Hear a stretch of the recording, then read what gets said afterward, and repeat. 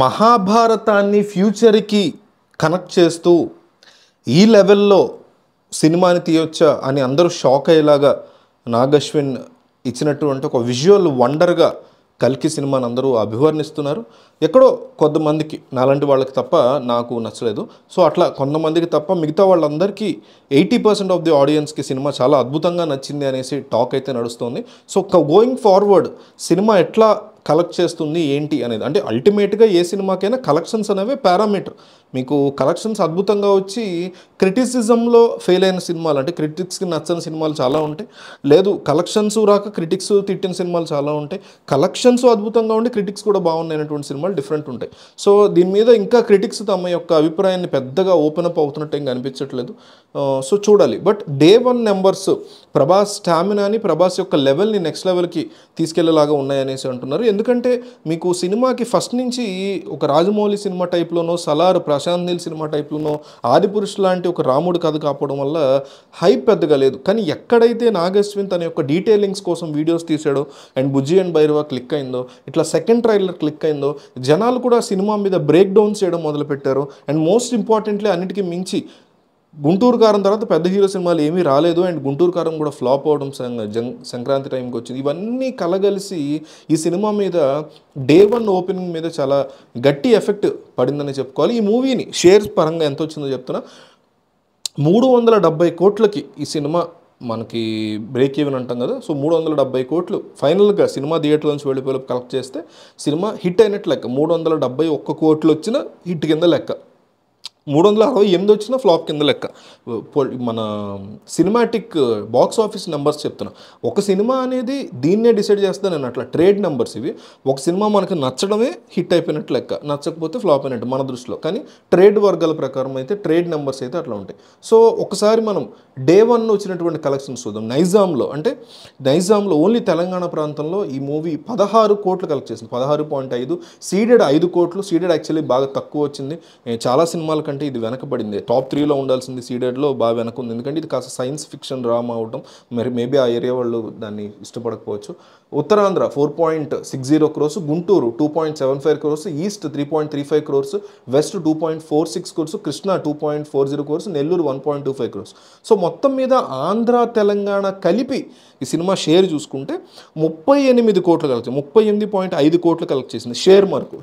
Gross వచ్చేసి 58 కోట్ల వరకు ఈ సినిమా కలెక్ట్ చేసిందని, ఏపీ తెలంగాణ కలిపి 70 కోట్ల వరకు ఈ సినిమా షేర్, అంత కరెక్ట్, ఇందా చెప్పింది కరెక్ట్. 50 క్రోర్స్ గ్రాస్ని, 38 కోట్ల షేర్ని ఈ మూవీ కలెక్ట్ చేసిందని చెప్పుకోవచ్చు.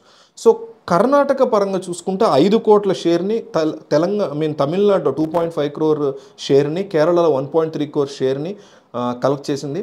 అట్లాగే నార్త్లో మంచి స్ట్రాంగ్ బెల్ట్ ఉంది ప్రభాస్కి. డే 1 11.5 కోట్ల నెట్, చాలా పెద్ద నెంబర్ హిందీ వెర్షన్కి.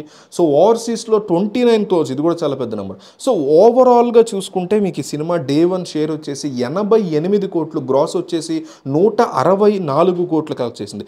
చాలా పెద్ద నెంబర్ ఇది. అంటే చిన్న ఇప్పుడు ఎంత పెద్ద స్టార్స్ అయినా కూడా వాళ్ళకు ఒక బిగ్గెస్ట్ ఒక బెంచ్ మార్క్ అనమాట ఇది. ఈ numbers 88 crore share and 164 gross అనేది. గ్రాస్ అంటే మన గ్రాస్కి షేర్కి తేడా కొంతమందికి ఐడియా ఉండకపోవచ్చు. గ్రాస్ అనేది మనం వచ్చినటువంటి యాక్చువల్ సొమ్ము. ఒక థియేటర్లో ఒక షో అయిపోయిన తర్వాత, ఒక సినిమా టికెట్లన్నీ ఒక షో కంప్లీట్ అయిన తర్వాత ₹1,00,000 వచ్చాయి అనుకోండి, దాన్ని గ్రాస్ అంటాం. దాంట్లోంచి ఆ సినిమా కొనడానికి కానీ ఇంకో దానికి, ఇప్పుడు ఓవరాల్గా సినిమాని ఒక 5 లక్షలు కొన్నారనుకోండి ఆ థియేటర్ వాళ్ళు, ఆ షో వరకు 5,000 10,000 పడుతుంది కదా, దాన్ని మైనస్ చేసి, కరెంట్ మైనస్ చేసి, ఇంకోటి శాలరీస్ కూడా ఆ షో వరకు క్యాలిక్యులేట్ చేసి మైనస్ చేసి ఇవన్నీ చేస్తే వచ్చిందని షేర్ అంటాం. సో షేర్ ఇంపార్టెంట్ ఎప్పుడైనా. షేర్ అనేది 370 కోట్లు రావాలి కల్కి సినిమా.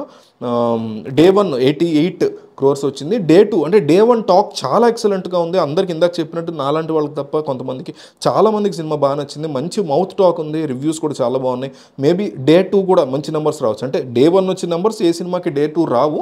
కానీ ఇందులో ఒక సగం వచ్చినా సరే చాలా పెద్ద నెంబర్స్ వచ్చినట్టు లెక్కేసుకోవచ్చు. అట్లా ఒక సెకండ్ వీకెండ్, అంటే ఫస్ట్ వీకెండ్ రిలీజ్ అయినప్పుడు ఫస్ట్ వీకెండ్ అంటాం, సెకండ్ వీకెండ్కి గనక పుంజుకుని మళ్ళీ థర్డ్ వీకెండ్లో కనుక బెటర్గా పెర్ఫామ్ చేస్తే బ్లాక్ బస్టర్ అయ్యేటువంటి ఛాన్సెస్, హిట్ అయ్యే ఛాన్సెస్ ఛాన్సెస్ డెఫినెట్లీ ఉన్నాయి.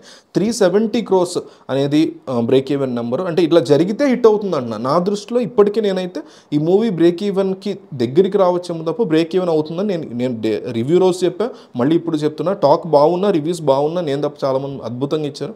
అయినా కానీ నేను నమ్ముతుంది ఏంటంటే అంత డెఫినెట్లీ బ్రేక్ ఈవెన్ అవుతుంది 370 crores బ్రేక్ ఈవెన్ అని నేనైతే నమ్మట్లేదు. ఎందుకు నమ్మట్లేదంటే చాలా ఎక్కువ ప్రైసెస్ కమ్మారు సినిమాలో ఉన్న విషయం కంటే. సలార్లో విషయం ఉంది, దీనికంటే సలారే బెటర్ అనిపించింది నాకు. కానీ అది 340 crores బ్రేక్ ఈవెన్, బట్ అది కూడా అవ్వాల.